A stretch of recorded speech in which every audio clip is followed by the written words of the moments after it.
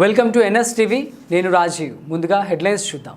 కాకినాడ జిల్లా జగ్గంపేట నియోజకవర్గం గాండేపల్లి మండలం నీలాద్రిరావుపేట గ్రామ శివారులో NH-16 జాతీయ రహదారిపై AP 37 BT 222 గల కారు మల్లేపల్లి గ్రామానికి చెందిన రాజు అనే వ్యక్తిని అతివేగంతో ఢీకొట్టగా ఘటనా స్థలంలోనే కుప్పకూలిపోయి మృతి చెందడం జరిగింది. ఘటనా స్థలానికి పోలీసులు హుటాహుటిన చేరుకుని పూర్తి స్థాయిలో దర్యాప్తు చేయడం జరుగుతుంది.